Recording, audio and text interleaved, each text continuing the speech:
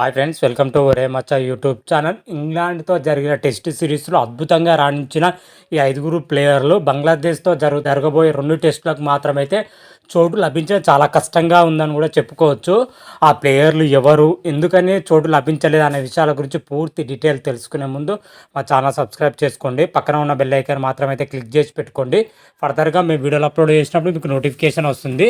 మన team India versus Bangladesh మధ్య 2 మ్యాచ్ల టెస్ట్ సిరీస్ అయితే జరగనుంది. ఇది టెస్ట్ సిరీస్ వచ్చేసరికి సెప్టెంబర్ 19 నుంచి అయితే ప్రారంభం అవుతుంది. దీనికి సంబంధించి మన టీమిండియా మాత్రమైతే అన్ని విధాలుగా అయితే సిద్ధమవుతున్నట్టు అయితే తెలుస్తుంది. అయితే టెస్ట్ సిరీస్లో వచ్చేసరికి కొంతమంది ప్లేయర్లకు మాత్రమైతే చోటు లభించలేదు. గత భారత్ ఇంగ్లాండ్ మధ్య జరిగిన టెస్ట్ సిరీస్లో వీళ్ళు అద్భుతంగా రాణించారు. ఆ తర్వాత ఇప్పుడు బంగ్లాదేశ్తో జరుగుతున్న టెస్ట్ సిరీస్లో మాత్రమైతే వాళ్ళ చోటు కూడా లభించలేదు. అసలు పరిగణలో కూడా తీసుకుంటారో లేదో కూడా కష్టంగానే మారిందని కూడా చెప్పుకోవచ్చు. అసలు ఆ ప్లేయర్లు ఎవరు అనే విషయాల గురించి పూర్తి డీటెయిల్స్ అయితే తెలుసుకుందాం. ఆ ప్లేయర్లు వచ్చేసరికి నంబర్ 1 రజిత్ పటిదార్, ఆకాశ్దీప్, దేవదత్ పడిక్కల్, సర్ఫరాజ్ ఖాన్, కేఎస్ భరత్ ప్లేయర్లు మాత్రమైతే బంగ్లాదేశ్తో జరగబోయే టెస్ట్ సిరీస్లో మాత్రమైతే వీళ్ళకి చోటు అయితే లభించలేదు. ఎందుకని లభించట్లేదు అనే విషయాల గురించి తెలుసుకుందాం.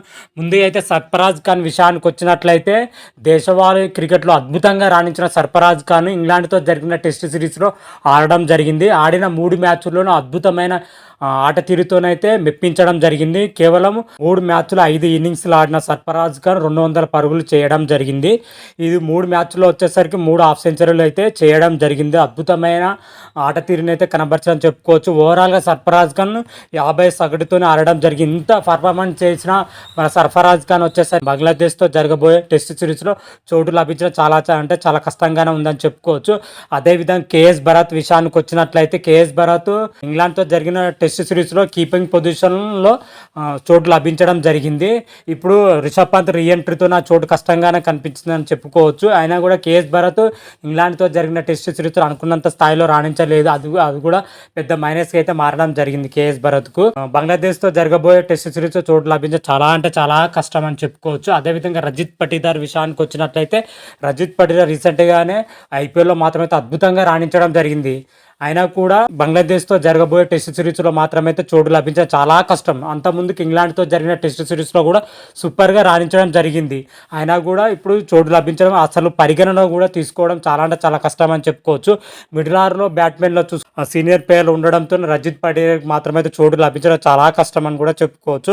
అదేవిధంగా ఆకాశ్దీప్ విషయానికి వచ్చినట్లయితే ఆకాశ్దీప్ ఇంగ్లాండ్తో జరిగిన టెస్ట్ మ్యాచ్లో ఒకే ఒక మ్యాచ్ ఆడడం జరిగింది. అందులో వచ్చేసరికి మూడు అద్భుతమైన వికెట్లు తీయడం జరిగింది. బౌలింగ్లో అద్భుతంగా రాణించడం జరిగింది. అయినా కూడా ఆకాశ్దీప్ బంగ్లాదేశ్తో జరిగే టెస్ట్ సిరీస్లో చోటు లభించే చాలా కష్టం అని చెప్పుకోవచ్చు. ఎందుకంటే సీనియర్ ప్లేయర్ అయిన మహమ్మద్ సిరాజ్ కానీ మహమ్మద్ షమి వంటి ప్లేయర్లు మాత్రమైతే రీఎంట్రీ ఇస్తున్నందుతో ఆకాశ్దీప్ అయితే చోటు లభించడం చాలా కష్టం అని కూడా చెప్పుకోవచ్చు.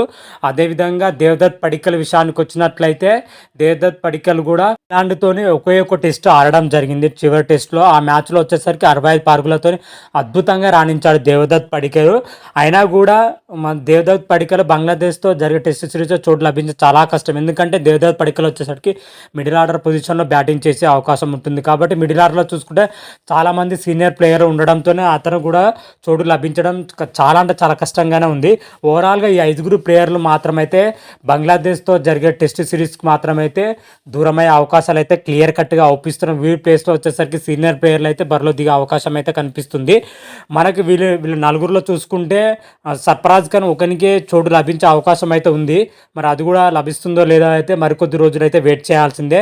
మరికొద్ది రోజుల్లోనే బంగ్లాదేశ్తో జరిగే టెస్ట్ సిరీస్ సంబంధించి జట్టును అయితే ప్రకటించబోతుంది BCCI.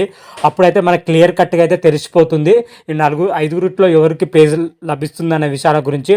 అప్పుడు రాగానే మరొక వీడియో చేసి అప్లోడ్ చేస్తాను. అంతవరకు మీకు ఈ వీడియో కానీ నచ్చినట్టయితే లైక్ చేయండి, షేర్ చేయండి. మరిన్ని వీడియోల కోసం మా ఛానల్ సబ్స్క్రైబ్ చేసుకోండి. పక్కన ఉన్న బెల్ ఐకాన్ మాత్రమైతే క్లిక్ చేసి పెట్టుకోండి. ఫర్దర్గా మేము వీడియోలు అప్లోడ్ చేసినా మీకు నోటిఫికేషన్ వస్తుంది. రారా మహాదేవ్ శంభో శంకర. Thank you.